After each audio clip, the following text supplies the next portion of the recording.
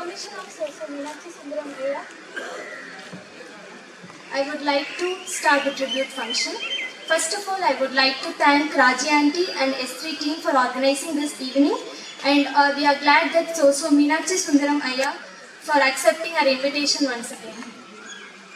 This evening, we gather with bowed heads and full hearts to honor the beloved memory of Subbarayan uncle. To know you, he was our mentor and he was very special. I invite two graceful mothers, Vijaya Shanmugam and Kavya, our volunteer, to light the gratitude lamp.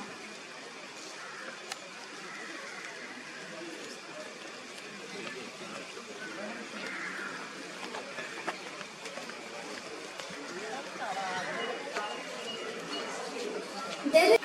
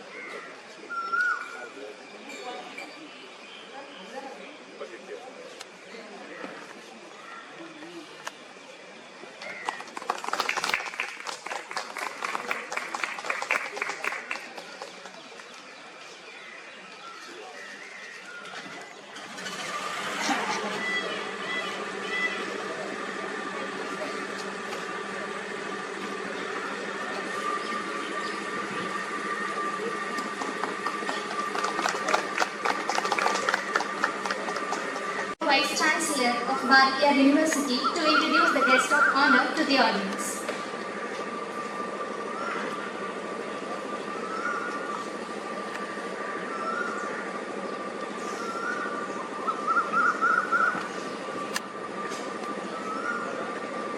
Our great speaker today,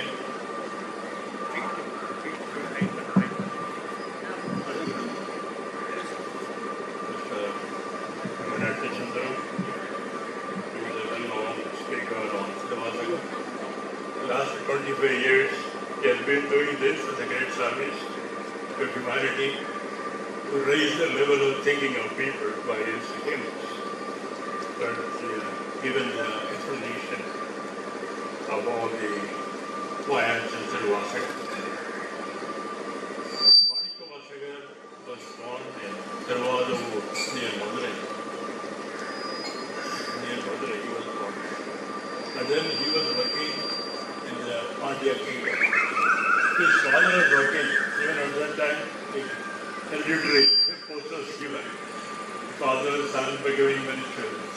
So he became minister because his father was a minister. So the Pandya kingdom, once he sent him to buy 10,000 horses, war horses. This Manikavasagar was going to buy, then suddenly some inspiration came from Shiva, Lord Shiva.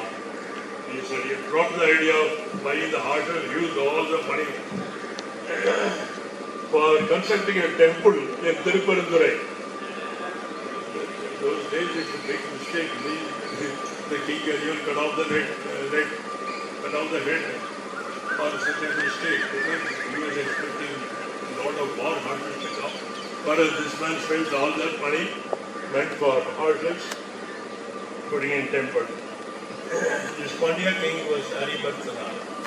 But this man, Manikavasagar, was so influential he could convert him from Samanam to Saivam. And then he understood the greatness of that Shiva temple at Tirupalli. And then he was excused from that. So that is how he started here writing poetry. First he was a minister, after poet he left it. He wrote all his songs.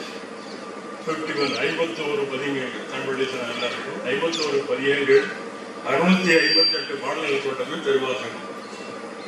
திருவாசகமும் திருக்கோவையும் இரண்டும் 8ஆம் திருமுறையாக கருதப்படுகிறது. 12 திருமுறைகளில் 8ஆம் திருமுறை இரண்டுமே மாணிக்கவாசகர் இயற்றியது.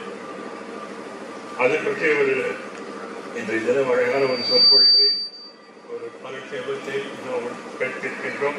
மிக்க மகிழ்ச்சி. அதில் இந்த கோவை திருக்கோவை என்பது மாணிக்கவாசகர் தான் முதல் கோவை இலக்கணத்திலே பாடல் எழுதினார். அதற்கு பிறகு பல பாடல்களை எழுதியவர் பெரும்புலவர் மாணிக்கனார். அவர் மகாவித்வான் மாணிக்கம் பிள்ளை. அவர்கிட்ட யார் ஒர்க் பண்ணார்னா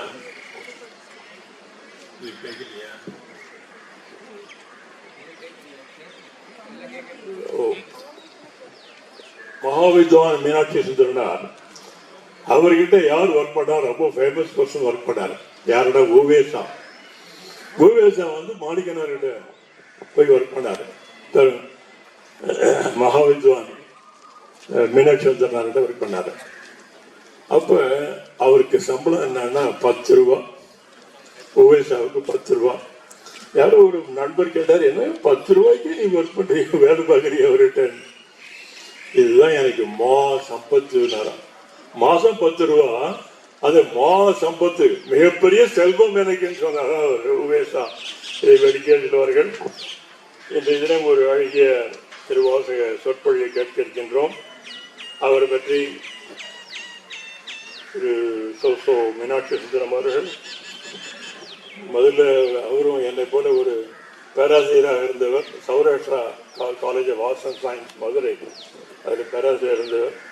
அவருடைய இசையினுடைய வலிமையையும் அந்த தெய்வீக பாடல்களின் சக்தியையும் நன்றாக அறிந்து அவர் திருவாசகத்தை பரப்ப வேண்டும் என்று அந்த பேராசிரியர் பதவியை விட்டு விலகி பேராசிரியர் பதவியை விட்டு விலகி அவர் இந்த திருவாசகம் பற்றி பேச ஆரம்பித்தார். அவரை பற்றி ஒரு சுருக்கமான ஒரு introduction. It is with deep reverence and heartfelt joy that we now turn to welcome our guest of honor, that is our Meenakshi Sundaram, a spiritual luminary whose presence today adds immense grace to this solemn gathering in memory of late Sri Subbarayan. We thank his wife, Mrs. Raji, for sponsoring this event. Sri Soso Meenakshi Sundaram is a name that resonates across continents. Wherever the timeless vibrations of Shiva, Shivapuranam and Tiruvasagam are lovingly recited. A masterful orator and a beacon of devotion, he is renowned not only for his vast knowledge and eloquence, but also for his unwavering humility and inner stillness, inner tranquility. In a world drawn to noise and acclaim, he quietly walks a different path, one that leads inward toward divine communion. In a moment of quiet candor, he once shared, "I don't seek the spotlight, that is, I don't want publicity. I just want to be in a temple, standing quietly in a corner, having a private conversation with the Lord." He wants to have a communion with the Lord. That private conversation is priceless, he said. This is what so Meenakshi Sundaram said. Such is the essence of the man we are about to hear, deeply rooted in bhakti, profoundly grounded in truth. Professor Meenakshi Sundaram decided to retire from the role of a professor from Saurashtra Arts and Science College, Madurai, because of calling in him from the Lord. He has since then diverted his life for over 25 years to serve the divine through the spoken word, weaving scriptures, stories, and sacred insights into messages that uplift the soul. His discourses are not mere lectures, they are heart-opening experiences that integrate devotion into the rhythm of daily life. For many, his presence is a spiritual mystery. Listeners have asked in wonder, is he merely a devotee of Shiva or an embodiment of Shiva's grace? Such will be his talk. Could he be a living echo of Manikavacharya himself? Today, as we honor the life of late Sri Subrahyan, a man of quiet strength, humility and deep devotion, it feels profoundly fitting to be in the company of someone who embodies those very same qualities with such grace and authenticity. Dear friends, let us now rise in spirit with gratitude and reverence to welcome our guest of honor, Sri Soso Meenakshi Sundaram. Thank you, sir.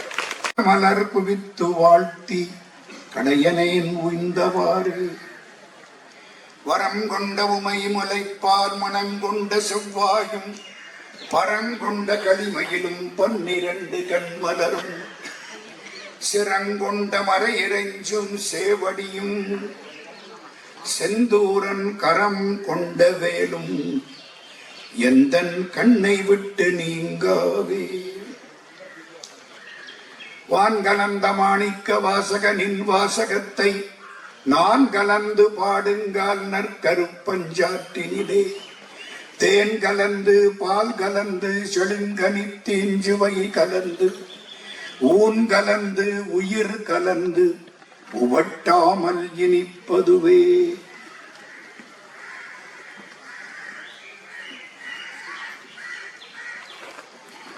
அன்புக்கும் வணக்கத்திற்கும் மரியாதைக்கும் உரிய சான்றோர் பெருமக்களே, தாய்மார்களே, இந்த இல்லத்தை ஒரு ஆலயம் போல மிக சிறப்பாக நடத்தி கொண்டிருக்கக்கூடிய ராஜி சுப்பராயன் அம்மா அவர்களே, வந்திருக்கக்கூடிய மற்ற விருந்தினர்களே, எல்லாருக்கும் வணக்கம். முடிச்ச உடனே ஒரு மயில் கத்துது எங்கிருந்தோ. இங்க வந்ததுல எனக்கு ஒரு பக்கம் மகிழ்ச்சி, ஒரு பக்கம் வருத்தம். மகிழ்ச்சிக்கு என்ன காரணம், வருத்தத்துக்கு என்ன காரணம்? மகிழ்ச்சிக்கு காரணம், இந்த இந்திய நாட்டுக்காக தங்களுடைய வாழ்க்கையின் பெரும் பகுதியை நல்ல முறையில் பயன்படுத்திய முதியோர்கள் எனக்கு முன்னால் அமர்ந்திருக்கிறார்கள். அவங்களுக்கு முன்னால பேசுவது என்பது எனக்கு மகிழ்ச்சி. வருத்தத்துக்கு என்ன காரணம்? ஒரே ஒருத்தர் இங்க இல்லையே. யார் அவர்? 30 பேர் அமர்ந்து கேட்பது மகிழ்ச்சி. இந்த புண்ணியம் பூரா இது ஞானதானம். அன்னதானம் வேற, ஞானதானம் வேற. அன்னதானம் சாப்பிட்டா 3 மணி நேரத்துக்கு அப்புறம் போயிடும். ஞானதானம் எந்த காலத்திலும் நம்மை விடாது. இப்ப படிக்கிற படிப்பு 7 ஜென்மத்துக்கு நம்ம விட்டு போகாது. ஒருமை கண் தாம் கற்ற கல்வி ஒருவருக்கு எளிமையும் ஏமாப்புடைத்து திருவள்ளுவர் பேசுகிறார். ஒரு தர நீ படிச்சுட்டீன்னா 7 ஜென்மத்துக்கு அந்த படிப்பு உன்னை விட்டு போகாது.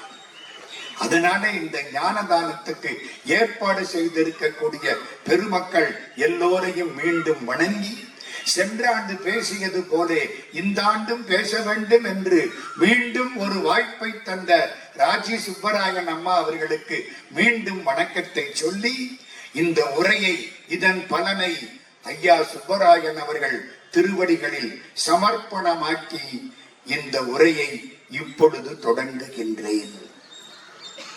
துணைவேந்தர் ஐயா அவர்கள் மாணிக்க வாசகர் வரலாற்றை ஆங்காங்கே தொட்டு காட்டினார்கள். நான் அதை கொஞ்சம் சுட்டி காட்டப் போகிறேன்.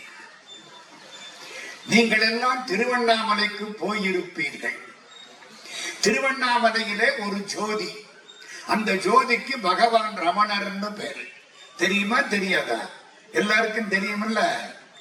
திருவண்ணாமலையிலே பகவான் ரமணர். மதுரையிலிருந்து 17-18 வயசு பிள்ளை புறப்பட்டு திருவண்ணாமலைக்கு போய் அண்ணாமலையாருடைய திருவடிகளில் தன்னை சமர்ப்பணமாக்கி கொண்டு அருணாசல சிவ அருணாசல சிவ அருணாசல சிவ அருணாசலா அருணாசலம் என அகமே நினைப்பவர் அகத்தை வேறறுப்பாய் அருணாசலா என்று பாடி அமர்ந்தது திருவண்ணாமலையில். ரமணருக்கு ஒரு அம்மா. ரமணருக்கு பழைய பேர் தெரியுமா? வெங்கட்ராமன் பேரு. எங்க மதுரையில தான் இருந்த இடம். சொக்கப்ப நாயக்கன் தெரு. அவங்க அப்பா காலம் ஆயிட்டார். ஒரு நாள் இவருக்கு வந்த ஒரு பெரியவர் சொன்னார், நான் திருவண்ணாமலையிலிருந்து வர்றேன். திருவண்ணாமலை திருவண்ணாமலை திருவண்ணாமலை அப்படியே அது ஏதோ உள்ளுக்க ஒரு மின்சாரம் பாஞ்ச மாதிரி இருக்கு. திருவண்ணாமலைக்கு போக வேண்டும், திருவண்ணாமலைக்கு போக வேண்டும். அதுக்கு ஒரு வாய்ப்பு கிடைச்சது. அதெல்லாம் சொல்ல எனக்கு நேரம் இல்லை. புறப்பட்டு திருவண்ணாமலைக்கு வந்துட்டேன். திருவண்ணாமலைக்கு வந்து தங்கிட்ட எதுவும் இல்லாமல் எல்லாத்தையும் தூக்கி எரிஞ்சிட்டு கட்டின கோவணத்தோட திருவண்ணாமலையார் கோயில்ல கிழக்கு கோபுரத்துக்கு பக்கத்துல பாதாள லிங்கம், அங்கே போய் பத்மாசனம் போட்டு தியானத்தில் ஆழ்ந்து விட்டார். நட்டுவாக்காளி, தேள், பாம்பு எல்லாம் அங்க இருந்து தொடையில குத்திக்கிட்டே இருக்கு. அவருக்கு அதை பத்தி எல்லாம் கவலையே கிடையாது. அருணாசலாவை தவிர வேற ஒன்னும் தெரியாது. என்னை மறந்திருந்தேன், இறந்தே விட்டது இவ்வுடம்பே. அப்படியே இருக்கிறார். மேல இருந்து சேஷாத்திரி சுவாமிகள்னு ஒரு மகா ஞானி, அவர் பார்க்கிறார், ஏதோ ஒரு சின்ன சாமி கீழே உட்கார்ந்து இருக்கே. அண்ணாமலை முதலியார் இங்க வாங்கோ அப்படின்னு ஒருத்தரை கூப்பிட்டார். முதலியார் வந்தார். 2 பேருமா இந்த பிள்ளைய அப்படியே தூக்கினாங்க. யார? பகவான் ரமணரை. அப்போ பேரு வெங்கட்ராமன். தூக்கியாச்சு. கொண்டு வந்து குன்றக்குடி திருவண்ணாமலை ஆதீனம், திருவண்ணாமலையில அப்படியே ஒரு சுகத்துல சாய வச்சு உட்கார்றாங்க. பிரஜையே இல்லை, மூச்சு மட்டும் ஓடுது. உடம்பு பூரா தயிர் சாதத்தை போட்டு தேய்ச்சாங்க. தயிர் சாதம் பெரிய மருந்து. கேரளாவில் அப்படி வைத்தியமே உண்டு. உடம்பு பூரா தயிர் சோத்தை அப்படியே அப்பிடுறது. அது உள்ளுக்க சத்து போயிற்று. 3 நாள் ஆச்சு. பகவான் ரமணர் கண்ணை திறந்தார். வயசு என்ன இருக்க? சுமார் 20 வயசு, அவ்வளவுதான். கண்ணை திறந்தார். தீபாராதனை காட்டுனாங்க. வேண்டாம், இது வேண்டாம். எல்லாம் பார்க்கறாங்க, பேசவே இல்லை. அப்படியே உட்கார்ந்து இருக்கார். என்னென்னமோ சாப்பாடு கொடுத்தாங்க, சாப்பிட்டார். ஒரு நாள் அப்படி எந்திரிக்கிறார். புத்தகம், நூலகம், நூலகத்திலே ஒரு புத்தகம். அந்த புத்தகத்தை எடுக்கிறார், பிரிக்கிறார், படிக்கிறார். அண்ணாமலை முதலியார் அப்படி எட்டி பார்த்தார். இந்த புது சாமி ஏதோ ஒரு புத்தகத்தை படிக்கிறே, அது என்ன புஸ்தகம்? சேக்கிழார் பெருமான் எழுதிய பெரிய புராணம். 63 நாயன்மார்கள் வரலாறு. அதை படிக்குது இந்த பிள்ளை. இந்த அண்ணாமலை முதலியார் அப்படி எட்டி பார்த்த உடனே ஒரு இடத்துல கைய வச்சார் பகவான். எந்த இடம்? திருச்சுழின்னு போட்டிருக்கு.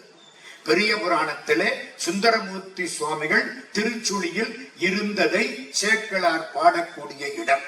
அப்படி திருச்சுழின்னு பார்த்த உடனே அண்ணாமலை முதலியார் கேட்டார், சாமி உங்க ஊரு திருச்சுழியா? சாமி பேசவே இல்லை, தலையை மட்டும் அசைச்சு. முதலியார் ஆள் விட்டார். திருச்சுழியிலேருந்து இவங்க மாமா வந்துட்டார். வெங்கட்ராமா, இப்படி வந்து உட்கார்ந்துட்டியே, உன்னை நம்பித்தானே நாங்க எல்லாரும் இருக்கிறோம், நல்லா படிச்சியே, ஏன் இந்த வயசுல இப்படி சாமியார் ஆயிட்டே? பேசவே இல்லை.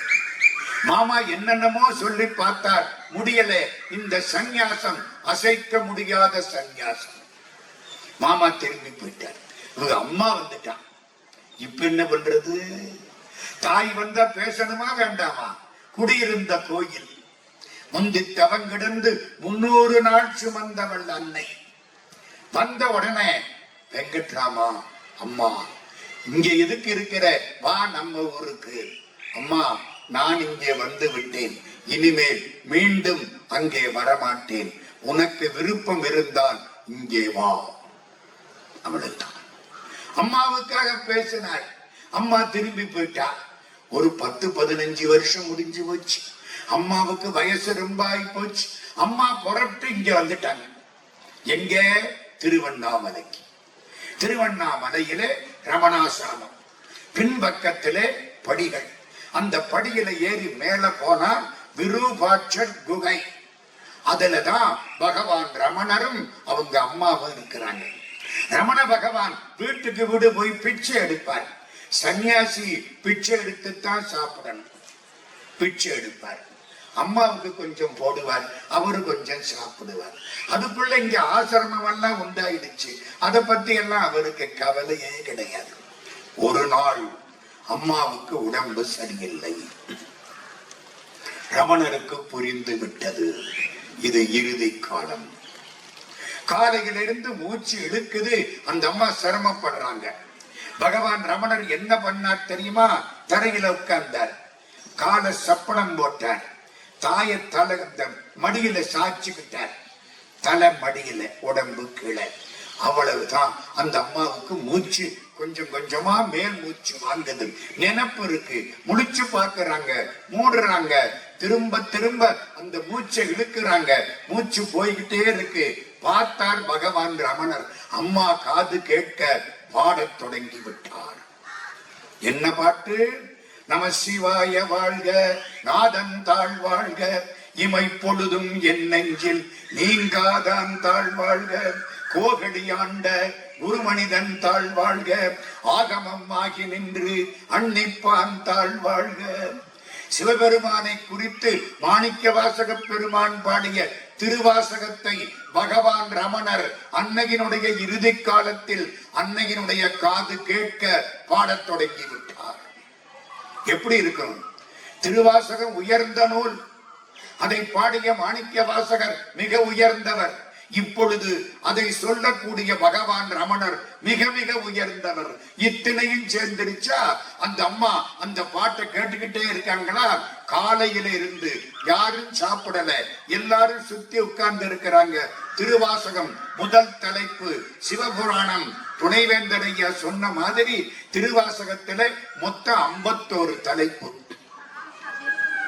51 தலைப்பு. முதல் தலைப்பு சிவபுராணம் 95 வரி. இரண்டாவது தலைப்பு கீர்த்தி திரு அகவல். மூணாவது தலைப்பு திருவண்ட பகுதி. நாலாவது தலைப்பு போற்றி திரு அகவல். அஞ்சாவது தலைப்பு திருச்சதகம். ஆறாவது தலைப்பு நீத்தல் விண்ணப்பம். ஏழாவது திருவம்பாவை. எட்டாவது திரு அம்மானை. 9 திருப்பொற்சுண்ணம். மட மட மடனு பகவான் ரமணர் மாணிக்க வாசக பெருமான் பாடிய திருவாசகத்தை கண்ணீர் கொட்ட உருகி உருகி பாடிக்கொண்டே இருக்கிறார். இந்த பிள்ளையை திருவயிறு வாய்க்க பெற்ற அந்த அன்னை அதை கேட்டுக்கொண்டே இருக்கிறார். கொடுத்துல வைக்கணும். இதுக்கு எவ்வளவு காலம் அந்த அம்மா தவம் பண்ணி இருக்கணும். இந்த பிள்ளை பாடிக்கிட்டே இருக்குதுங்க. ராத்திரி 6 மணி சாயந்தரம் ஆச்சு. பாடுறார். பாருடு விண்ணாய் பரந்த எம்பரனேன் பற்று நான் மற்றிலேன் கண்டாய். சிவபெருமானே, எனக்கு இனிமே பற்றுக்கள் கிடையாது. நீ நான் யார்கிட்ட போய் நிப்பேன்? ஒரு காலத்துல நீதானே என்னை ஆட்கொண்டாய். இப்ப நீ கைவிட்டு விட்டால் வேற யார்கிட்ட நான் போய் நிக்க முடியும்? போதும், இந்த வாழ்க்கை போதும். என்னை வருக என்று அருள் புரியாயே. பாருடு விண்ணாய் பரந்த எம்பரனே பற்று நான் மற்றிலேன் கண்டாய். சீரொடு பொலிவாய் சிவபுரத்தரசே திருப்பெருந்துடை உரை சிவனே ஆரொடு நோகேன் ஆர்க்கெடுத்துரைக்கேன். ஆண்டனி அருளிலையானான் வார்கடல் உலகில் வாழ்கிலேன் கண்டாய். வருக என்று அருள் புரியாயே. இந்த உலகத்தில் நான் இனிமேல் வாழ மாட்டேன். என்னை வா என்று அழைத்து அருள் பண்ண மாட்டியா? பாடினாரா? அடங்கிடுச்சு, உள்ளேயே அடங்கிடுச்சு. ராத்திரி 7 மணி. பகவான் ரமணர் எந்திருக்கிறார். வாங்கோ எல்லாரும் சாப்பிடலாம். என்ன, இறந்து கிடக்கிற உடம்பு போட்டுட்டு சாப்பிடலாமா? பகவான் ரமணர் சொல்கிறார், திருவாசகம் படித்தால் தீட்டு கிடையாது. அன்னை சிவபெருமான் திருவடிகளில் அமைதி கொண்டு விட்டாள். நீங்க யாரும் காலையிலிருந்து இன்னும் சாப்பிடல, வாங்க உட்காருங்க. முதல்ல அவரு போய் உட்கார்ந்தார், எல்லாரும் உட்கார்ந்தார்கள். என்னமோ அங்க இருந்த சாப்பாடு சாப்பிட்டார்கள், திரும்ப வந்தார்கள். தாயார் தலைமாட்டில் உட்கார்ந்தார்கள். திருவாசகம் மீண்டும் தொடர்ந்தது. 658 பாட்டு திருவாசகம் அப்படியே சொல்லி சொல்லி சொல்லி காலையில வரைக்கும் பாடி, காலையில உடம்ப கொண்டு போய் சமாதி வைத்து மாத்ரு பூதேஸ்வரர் சந்நிதி உருவாக்கப்பட்டது. எதுக்கு இது சொன்ன தெரியுமா? இறந்தவர்களுக்கு நாம் எதுவும் செய்ய முடியாது. இருக்கிற போது ஏதோ பண்ணனாத்தான் உண்டு. இறந்ததுக்கு அப்புறம் நம்ம என்ன பண்ணனாலும் அவங்களுக்கு போய் சேருமா சேராதா எவ்வளவு பேரு சந்தேகப்படுறோம். இறந்த ஆன்மாக்கள் மேலே போகும் பொழுது இருட்டில் போவார்கள். கருட புராணத்திலே அவ்வளவு பயமுறுத்துறான். அப்படியெல்லாம் போற பொழுது திருவாசகம் கேட்டுக்கொண்டு இறந்தால் அந்த ஆன்மாக்களுக்கு தீப ஜோதி தெரியும். அதனாலே யாராவது நம்மை விட்டு பிரிந்து விட்டால் அவர்களுக்கு நாம் செய்ய வேண்டியது திருவாசகத்தை படித்து, இறைவா சிவபெருமானே அந்த ஆன்மாக்கள் உன் திருவடியில் அமைதி அடையட்டும் என்று வழிபாடு செய்வதுதான் அந்த ஆன்மாக்களுக்கு நாம் செய்யக்கூடிய ஒரே உருப்படியான காரியம். அதை இன்றைக்கு நம்முடைய சுப்பராயன் ஐயா அவர்களுக்கு திருவாசகத்தை பேசி, திருவாசகத்தை படித்து, திருவாசகத்தில் ஈடுபட்டு அவர்களுக்கு வழிபாடு செய்யக்கூடிய பேரு வாய்ப்பு எனக்கு கிடைத்திருக்கிறது. இதுதான் நான் தரக்கூடிய முன்னுரை. ஆமா, திருவாசகம்னா என்ன? யாரு பாடினது? இந்த மாணிக்க வாசகர் வரலாறு என்ன? துணைவேந்தர் ஐயா அங்கங்க ஒன்னு அப்படி தொட்டு காமிச்சாங்க. இப்போ நான் திருவாசகத்துக்குள்ள போறேன். முதல்ல என்ன சொன்னேன்? யாராவது இறந்தால் திருவாசகம் படிக்க வேண்டும். அந்த வார்த்தையை கேட்டுக்கொண்டு அந்த ஆன்மாக்கள் ஆண்டவன் திருவடியை அடைய வேண்டும் என்பதை வேதாந்தி பகவான் ரமணர் நிலைநாட்டி இருக்கிறார். முதல்ல அதை மறந்துடப்படாது. இப்போ நாம் செய்திக்குள்ள போறேன். நம்ம ஐயா சொன்ன மாதிரி மதுரைக்கு என்ன பெருமை? என்னமா பெருமை? எங்க மீனாட்சி சன்னிதானம். எல்லா ஊர்லயும் சிவபெருமானுக்கு தான் முதல் மரியாதை. எங்க மதுரையில மட்டும் எங்க மீனாட்சி ராஜாத்தி அவளுக்கு தான் முதல் மரியாதை. முதல் தீபாராதனை யாருக்கு? மீனாட்சிக்கு. அப்புறம்தான் சொக்கலிங்க பெருமானுக்கு. சக்தி தான் முன்னால, சிவம் பின்னால. தாயோடு சென்றுதான் தாதையை கூட வேண்டும். நமக்கு ஒரு காரியம் ஆகணும்னா அம்மாட்ட சொல்லிட்டு அப்பாட்ட போகணும். நேர அப்பாட்ட சொன்னா பெல்ட் பிஞ்சு போயிடும். சொல்லக்கூடாது. யார்கிட்ட சொல்லணும்? அம்மாட்ட சொன்னா கவலைப்படாதடா, இந்த நேரம் அவர் ஆபீஸ்ல இருந்து வர்ற நேரம், இப்ப சொன்னா வள்ளுன்னு விழுவாரு, ஒன்னும் சொல்லாது விட்டுரு.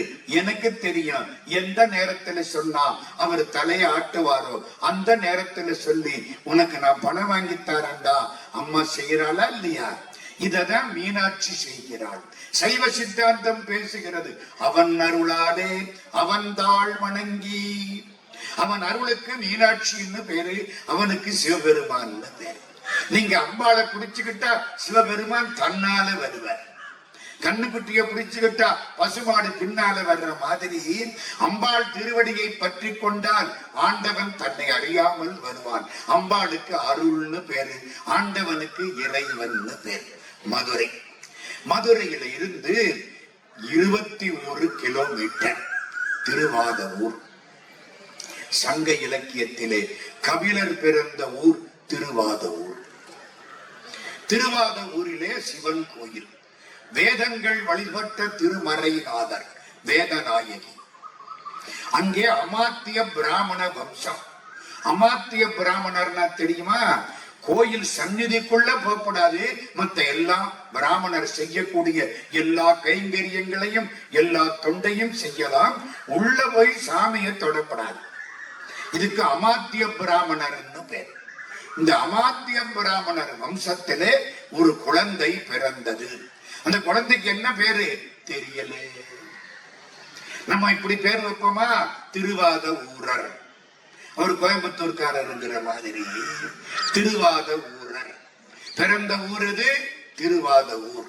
திருவாத ஊரர் நல்லா படிச்சார், அருமையா படிச்சார். 18, 19, 20 வயசுல தமிழும் தெரியும், சமஸ்கிருதமும் தெரியும். ஒண்ணு ஞாபகத்துல வச்சுங்க, இந்திய நாட்டிலே உள்ள அத்தனை மொழிகளுக்கும் தலைமை தாங்கக்கூடிய தகுதி 2 மொழிகளுக்கு உண்டு. ஒன்று வடமொழியாகிற சமஸ்கிருதம், இன்னொன்று Tamil. There are 2 language families. ஒன்னு அந்த பக்கம், ஒன்னு இந்த பக்கம். இவர் 2ம் படிச்சார். உவே சாமிநாத ஐயரை பத்தி துணைவேந்தர் ஐயா சொன்னார்கள். உவே சாமிநாத ஐயருக்கு 13 வயசு. அவங்க அப்பா கூப்பிட்டாராம், சாமிநாதா நீ இங்கிலீஷ் படிக்கிறியா இல்ல சமஸ்கிருதம் படிக்கிறியா? ஏன்? சமஸ்கிருதம் படிச்சா அங்க நல்லா இருக்கலாம், இங்கிலீஷ் படிச்சா இங்க நல்லா இருக்கலாம். சாமிநாதா நீ என்ன படிக்கிற? சாமிநாத ஐயர் சொன்னாராம், நான் தமிழ் படிக்கிறேன். என்னடா சொல்ற? சமஸ்கிருதம் படிச்சா அங்க நல்லா இருக்கலாம், இங்கிலீஷ் படிச்சா இங்க நல்லா இருக்கலாம், தமிழ் படிச்சா 2லயும் நல்லா இருக்கலாம். அதனாலதான் நமக்கு சாமிநாத ஐயர் கிடைச்சாரு. அத்தனை ஏடுகளையும் எடுத்து இன்னைக்கு தமிழில சங்க இலக்கியம்னு சொல்றோம்னா அதுக்கு காரணம் ஒரே ஒருவர். அவருக்கு பெயர் தமிழ் தாத்தா உவே சாமிநாத ஐயர். அது மாதிரி நம்ம திருவாத ஊரர் என்னென்ன படிச்சார்? வடமொழி சமஸ்கிருதமும் படிச்சார், தமிழும் படிச்சார். 25 வயசு இருக்க ராஜா பார்த்தா மந்திரி ஆக்கிட்டான். அந்த காலத்துல படிச்சவங்களைத்தான் மந்திரி ஆக்குறது. நான் ரொம்ப சொல்லக்கூடாது. அப்புறம் நீங்க பாட்டுக்கு you should not read in between the lines. அதனால நான் வார்த்தை மட்டும் சொல்லி வைக்கிறேன். நல்லா படிச்சுட்டாரா, மந்திரி ஆக்கி விட்டார் ராஜா. அரிமர்தன பாண்டிய மகாராஜா. நல்லா நடக்குது மதுரை பாண்டிய நாடு. பாண்டிய நாட்டுக்கு பெருமை என்ன தெரியுமா? மீனாட்சிக்கு அரசாட்சி பண்ணி, சொக்கலிங்க பெருமானு அரசாட்சி பண்ணி, 2 பேருக்கு குழந்தையா பிறந்த முருகப்பெருமானு அரசாட்சி பண்ணின ஒரே திருத்தலம் பாண்டிய நாடு மதுரை. எங்க ஊர் மதுரைங்க. நான் மதுரையில தான் கிட்டத்தட்ட ஒரு 60 வருஷத்துக்கு மேல 1964 இருந்து அங்கதான் இருக்கேன். மதுரை கோயில்ல சுவாமிய ராத்திரிக்கு அர்த்தஜாம பூஜைக்கு எழுந்தருளை பண்ற பொழுது அந்த சிவாச்சாரியார் என்ன தெரியுமா சொல்லுவார்? சோமசுந்தர பாண்டிய கடவுள் பராக்குன்னு சொல்ல மாட்டார். சோமசுந்தர பாண்டிய மகாராஜா பராக்கும்பார். ஏன்? உங்களுக்கெல்லாம் அவர் கடவுள், எங்களுக்கு அவர் மகாராஜா. பாண்டிய நாட்டிலே எம்பெருமான் அரசாட்சி பண்ணினதுனாலே மீனாட்சியினுடைய அரசாட்சி, சொக்கலிங்க பெருமானுடைய அரசாட்சி அப்படி இருந்த இடம். மந்திரி இப்ப யாரு? திருவாத ஊரர். நல்லா நடக்குது. ஒரு நாள் குதிரை கொட்டடியிலிருந்து ஆட்கள் வந்தார்கள். மகாராஜா இருந்த குதிரை எல்லாம் செத்து போச்சு. குதிரை படை வேண்டும். மகாராஜா வாத ஊரரை பார்த்தான். இந்தா 12,000 தங்க காசு, 12,000 சாவரின்ஸ், 12,000 பவுன். இன்னைக்கு பவுன் 60,000 தாண்டிருச்சு. தங்கம்னு பேரு வச்சாலே மதிப்பு எகிரி போச்சு. இன்னைக்கு 12,000 தங்க காசு முடிச்சு தூக்கி கொடுத்தார். எதுக்கு? ஏம்பல்னு ஒரு ஊர், எங்க அறந்தாங்கி பக்கத்துல. மீமிசல்னு ஒரு கடற்கரை பட்டினம். அரேபியாவிலிருந்து குதிரை வரும், வாங்கிட்டு வா. நம்ம ஊர்ல இருக்கிற குதிரை அதெல்லாம் குதிரை இல்ல, பெரிய சைஸ் கழுதை. அரேபியா குதிரை. நான் ஒரு தடவை ஜெர்மனியில மியூனிச்சுக்கு போனேன். ஒரு 15 நாள் இருந்தேன். எதிர்த்தாப்புல 2 குதிரை வந்தது. என்ன மாதிரி 2.5 பங்கு உயரம். கழுத்து வலிச்சு போச்சு. அதுக்குத்தான் குதிரை பேர். நம்ம பார்க்கறதெல்லாம் பெரிய சைஸ் கழுதை. அவ்வளவுதான். குதிரை வேணும் படைக்கு. இந்த 12,000 தங்க காசு. திருவாத ஊரர் 12,000 தங்க காசை மூட்டையா கட்டி எடுத்துக்கிட்டு ஒரு 50 பேர் ஆட்களை கூட்டிக்கிட்டு மதுரையிலிருந்து புறப்பட்டு அறந்தாங்கி வரைக்கும் வந்துட்டார்.